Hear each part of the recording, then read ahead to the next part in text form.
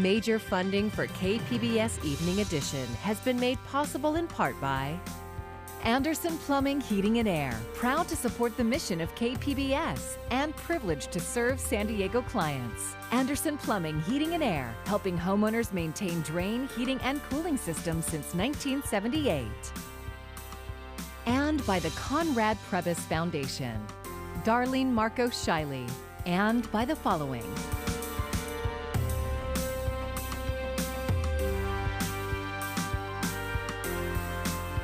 And by viewers like you.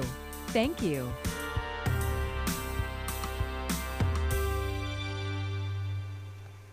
Good evening. It's Friday, July 16th. Thank you for joining us. I'm Maya Trabulsi. We begin with some breaking news. Another 579 COVID cases just reported in our county, the largest number yet in the recent surge, and it's raising the question even more: masks on or off?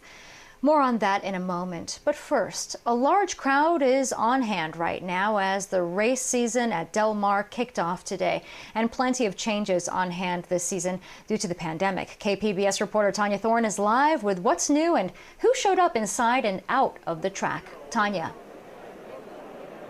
Thanks, Maya. That's right. We're live in Del Mar for opening day of the horse races. And people came in all dressed up and donning their hats and ready to place their bets. But not before they were greeted by protesters outside. Take a look at how the day went.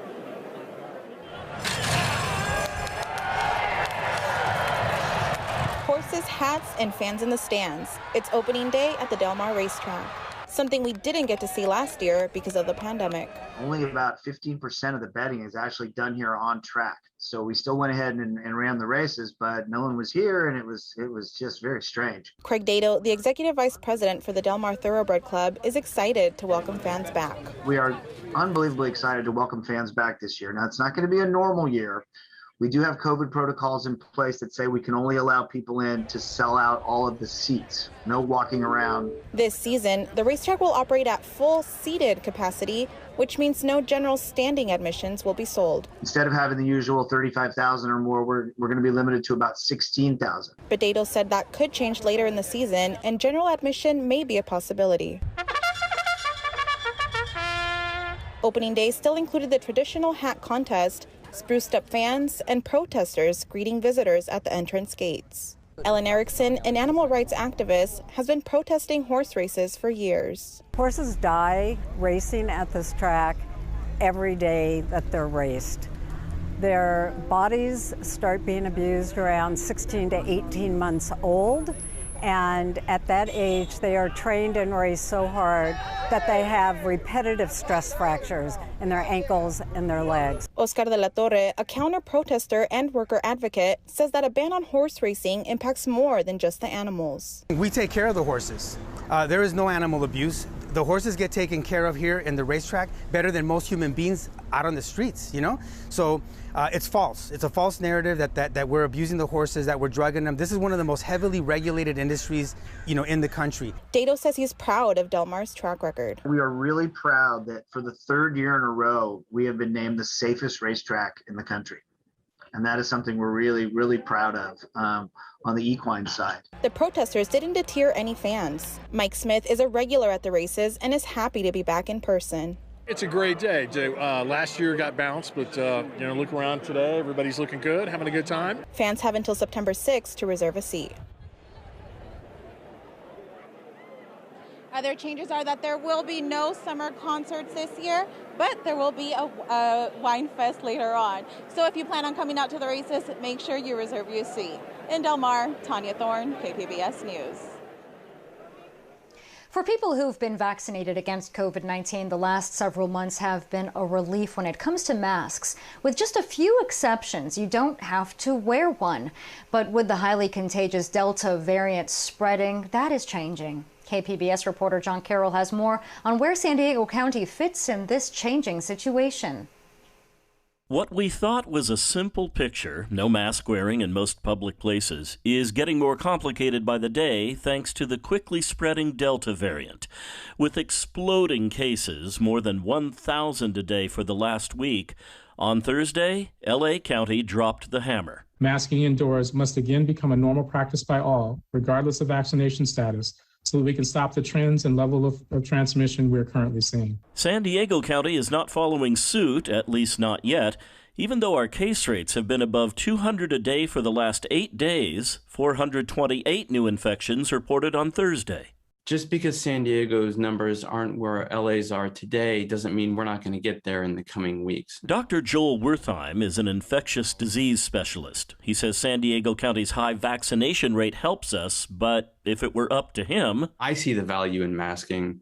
I continue to mask indoors, and anyone who asks me, I would advise to mask indoors. As has been the case since the beginning of this pandemic, what to do about children and young adults in school has been a vexing problem.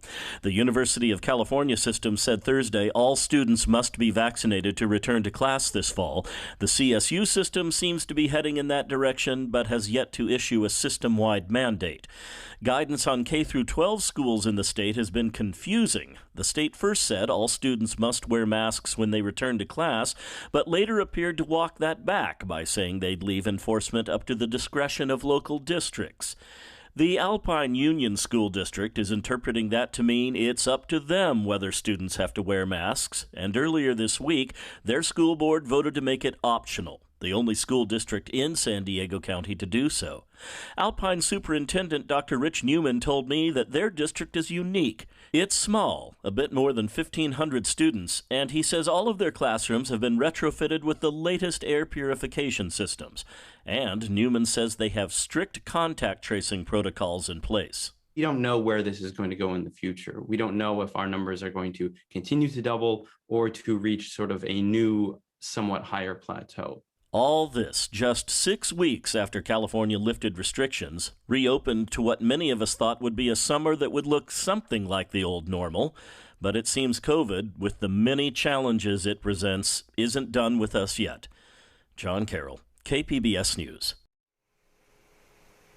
For more information about vaccinations and where to get one, visit our website, kpbs.org. We've made it easy to find with the vaccines link right on our homepage. Wildfires in San Diego County are becoming more frequent and devastating. KPBS reporter Melissa May describes how multiple agencies are preparing to attack wildfires on the ground and from the air. In the last 2 decades, San Diego County has invested almost $600 million towards expanding its fire capacity because the dangers of wildfires have expanded as well. Last year alone, California experienced 6 of the largest and most destructive wildfires in our state's history in 1 year. More than 4 million acres were burned. Supervisor Nathan Fletcher says the county's wildfire response capacity is robust and spans several agencies. San Diego County is prepared and ready to respond to wildfires. And that is thanks to the incredible hard work and diligence of our fire services, of our law enforcement agencies, of our nonprofit communities, of our partners in the utility industry. California is currently in a wildfire crisis. Fire does not know jurisdictional boundaries. It doesn't stop at the edge of one jurisdiction and await permission to go into the next, which means our agencies must all work together, and they do. CAL FIRE Chief Tony Meacham says 2020 was a bad wildfire year, and 2021 is already worse. We so far statewide have responded to 4,100 wildfires. That is 1,200 more fires than we responded to last year. Already this year in San Diego County, we burned more than 7,000 acres with 5 major incidents. CAL FIRE has added 120 firefighters just for San Diego County.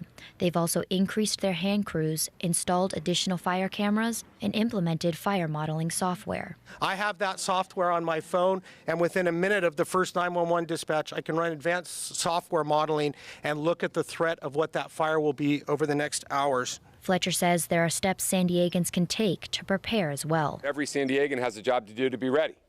Signing up for text alerts, having an evacuation plan, preparing your home. San Diegans are also encouraged to clear 100 feet of defensible space around their home, use fire-resistant landscaping, follow CAL FIRE's San Diego on Twitter, and register for Alert San Diego to get updates on your phone. Melissa May, KPBS News. Meanwhile, firefighters in Oregon are working to contain the largest wildfire currently burning in the U.S. amid strained resources. The bootleg fire is spreading up to 4 miles a day in windy conditions. Dozens more fires are burning in 12 states, including in California. There's a concern that jet fuel shortages could hamper aerial attacks on the flames. An airport in Oregon had a delayed resupply this week, but so far it has not affected firefighting efforts. A federal judge in Texas has ordered an end to deportation protections for young immigrants brought to the U.S. as children. Texas and 8 other states sued to stop the Deferred Action for Childhood Arrivals program known as DACA. It provides limited protections to about 650,000 people. The ruling bars anyone else from applying, but current enrollees are safe for now. Eligible tenants throughout the San Diego region will start seeing 100% of all past due rent erased from the beginning of the pandemic through September 30th. iNewsSource investigative reporter Cody Delaney has the story. A new state law that extends eviction protections also allows local governments to cover all back rent for low-income tenants impacted by COVID-19. This comes as welcome news, especially for landlords who previously had to waive 20% of the rental debt to get any assistance. Lucinda Lilly is with the Southern California Rental Housing Association. I gotta tell you, it feels like the governor is recognizing our role as housing providers and the sacrifices that we've had to make. We're cautiously optimistic. But with the unemployment rate still double what it was before the pandemic, some wonder if this new law goes far enough. For KPBS, I'm iNewsSource investigative reporter Cody Delaney. iNewsSource is an independently funded nonprofit partner of KPBS. San Diego air pollution regulators approved a plan designed to clean up neighborhoods that have long suffered with dirty air. KPBS environment reporter Eric Anderson has details. Barrio Logan, National City in San Ysidro, endures some of the most polluted air in California. Those neighborhoods have high asthma rates and other health-related impacts linked directly to dirty air. The Community Emissions Reduction Plan focuses on strategies to help change that. Land use approaches, support for community plans that include buffers between emission sources and the nearest homes and schools, for example. There's measures to increase the green canopy in communities. Williams says the Air Board is moving away from catering to industries that generate toxic emissions, but those industries are frequently a vital part of the local economy, and their backers want to protect the economy as they clean the air. What's the biggest threat? What's causing the biggest concern to a community's health, and go after that particular source. Monger says industrial businesses want to identify pollution that's causing problems. One of the surprising things we learned is that a lot of emissions come off of San Diego Bay that then drift across the portside community and head eastward. Adoption of the plan is the beginning of a process that could lead to real change for neighborhoods that have long struggled to take a breath of fresh air. Eric Anderson, KPBS News. County health officials have given the all clear for people to go back in the water in Imperial Beach. Testing confirmed the ocean water is safe following recent sewage impacts. The reopening includes beaches from the south end of Seacoast Drive through Carnation Avenue.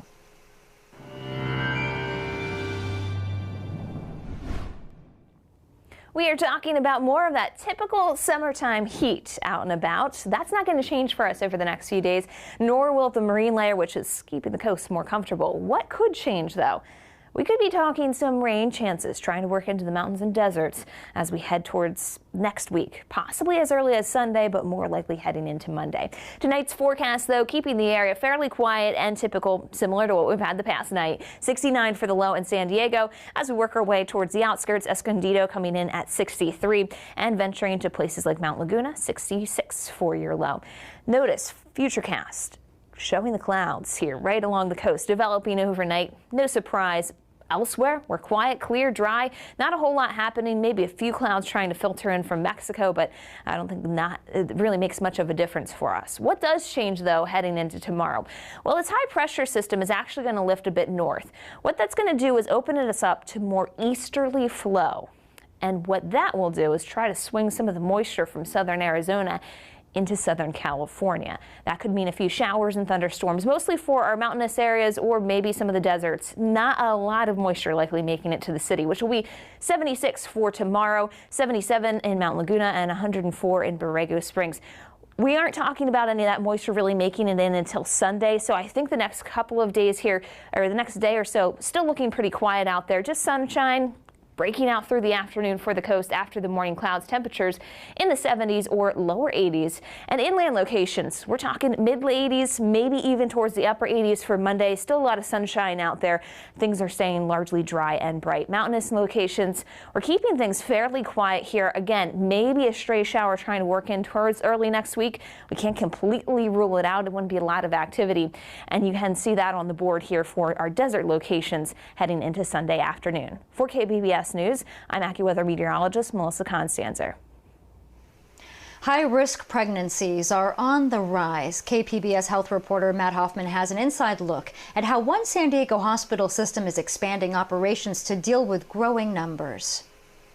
We definitely, within the first week of us dating, we definitely had the kid conversation, and we both really wanted kids. Megan and Ricky Miller from San Marcos had been married for 2 years when they decided it was time to try for a baby. And then within a month, we got pregnant. So it was pretty quick. We were like, maybe it'll take 5-6 months, but it happened very quickly. Everything was going great, but at around 19 weeks when they went in to see the baby's gender, something was wrong. Her head was on track, but her limbs were a little bit smaller than they should be.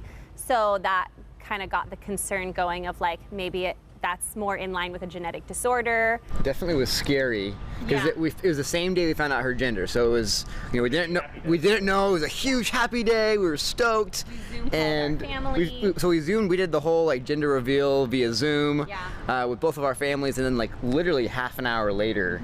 They called and said something's off. Having a genetic disorder is not the worst thing, but there's a lot of complications that can happen in pregnancy, like stillbirth and things like that. So that was really more my fear, was if the baby was going to make it or not. Complications during pregnancy are scary, and while 80% of women have healthy pregnancies, a Blue Cross Blue Shield study from last year found rates of complications are rising, due in part to more mothers with pre-existing conditions. One of the ways to tackle our increasing number of premature births, right? Well, it's been steady, but we haven't been able to really put a dent in it for years and years, right?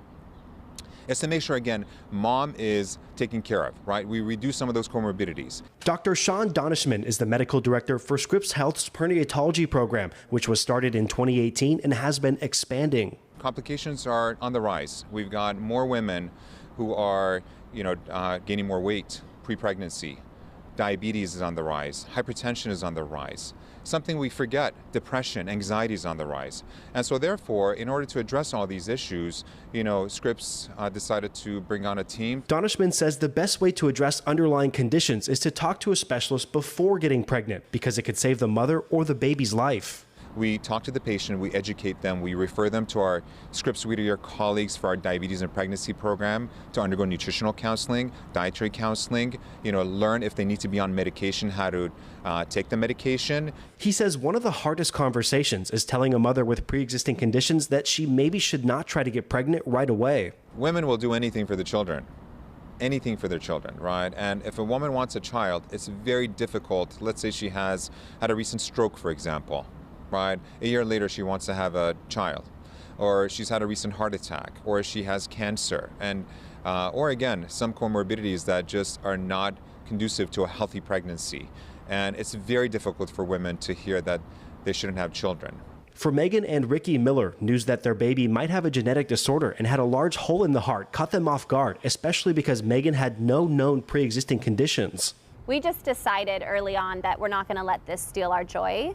Because you can just have fear and be worried the entire time, or you can say, no, I'm not going to have fear. I'm going to be joyful and believe that this is going to turn out well, and we're doing everything we can. The couple were told they might have to have their baby delivered at 25 weeks old, which would have required months of intensive care. But even after a small scare, where Megan had to spend nearly a week in the hospital, Galilee Ryan was delivered at 36 weeks old, weighing in at just 3 pounds 2 ounces, and the large hole in her heart went away. That's healed. Yep, and they saw some narrowing of the aortic arch. that's not there. So yeah, it's just really a miracle, baby. The Millers now spend most of their time at Scripps La Jolla's neonatal intensive care unit, where Galilee is expected to be for at least a couple more weeks. Pretty much 10, 12 hours a day we spend there. So she's eating about 50% by bottle right now. And then the rest they're putting through an NG tube. So that's increasing every day. She's eating more and more and having more strength every day. She's starting to cry and fuss. Megan says overall, while stressful, she's grateful for the care of the specialists who help her deliver her baby. Results from testing just found Galilee has no genetic disorder, and there are plans for more kids soon. But yeah, we want lots. When you say lots, what's like? I don't know. Well, she, like, the day after she was born, Megan goes, let's do another one. Let's do it. I want to be pregnant again. She needs a sister or brother. I don't know, 5, 7, we'll see. Yeah. We'll see. Health officials suggest, especially for women with pre-existing conditions, to reach out to their doctors before getting pregnant to see if something can be done to limit the chance of complications during or after pregnancy. Matt Hoffman, KPBS News. Many parents are getting direct payments from the new child tax credit. In today's Friday Business Reports, SCSU's Miro Kopik tells us about the push to make those benefits permanent.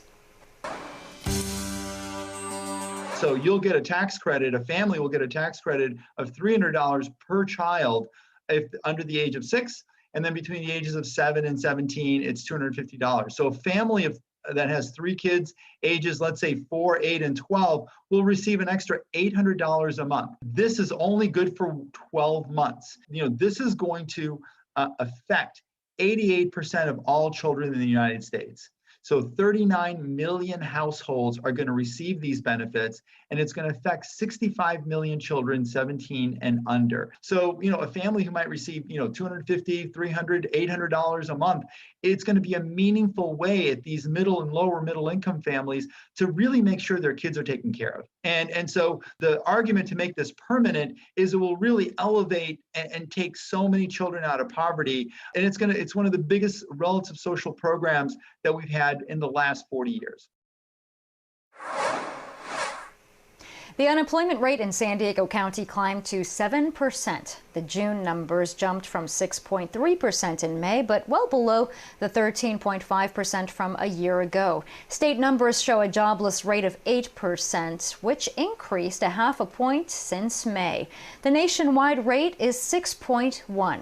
Experts say leisure and hospitality and health service jobs were up, but local government, finance, and insurance jobs were down. San Diego native Kelly Marie Tran is a producer on the new film Summertime. The film is described as a spoken word poetry musical set in Los Angeles. Tran will be in town this weekend for some screenings with 2 of the poets from the film. KPBS cinema junkie Beth Accomando has this review.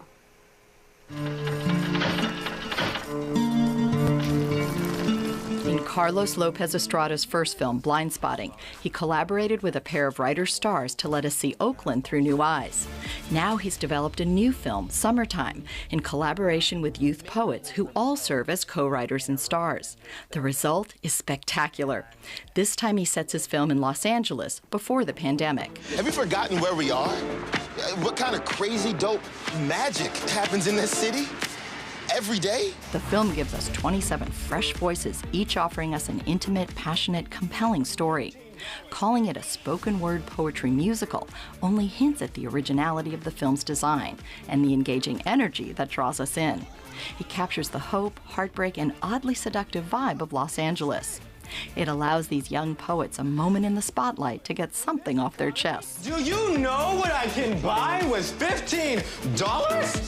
$15 can get me a new outfit from the 4-star Better & Thrift store down the street. I can make chicken Alfredo for dinner for $14.70. Purchase shampoo, conditioner, and leave-in for Marshall's at around $13.40. Lift home for $6.89. Try me to my night clothes, flop in my bed, open on my laptop, log on to Yelp, and write how ridiculous these prices are! Summertime reminds us that words can dazzle and hold us wrapped with even more power than state-of-the-art special effects. Beth Accomando, KPBS News. The Cinema Junkie podcast is back and better than ever. It features in-depth interviews with filmmakers, scholars, and cinephiles, as well as new segments for guests and listeners to share their rants and raves about movies. You can find a new episode streaming now wherever you listen to podcasts at kpbs.org and on our YouTube page.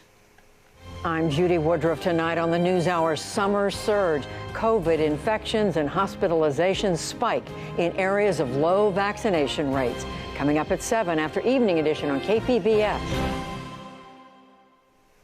And here's another look at today's top stories. COVID-19 cases in San Diego County are still rising, with 579 reported today.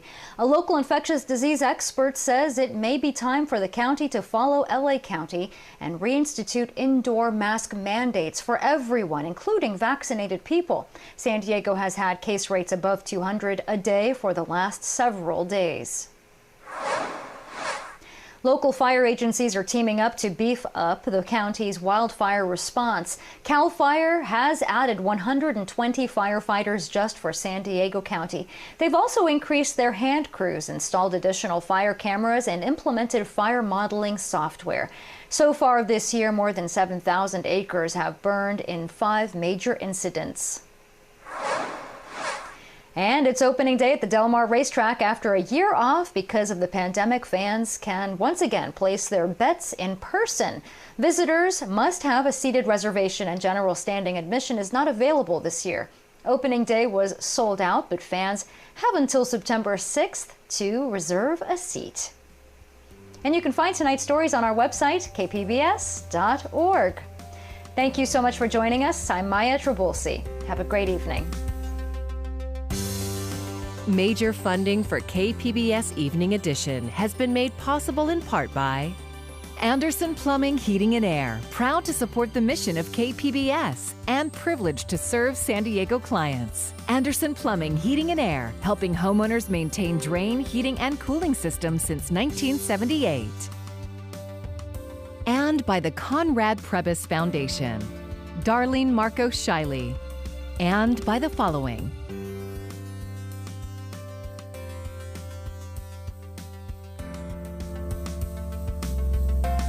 And by viewers like you. Thank you.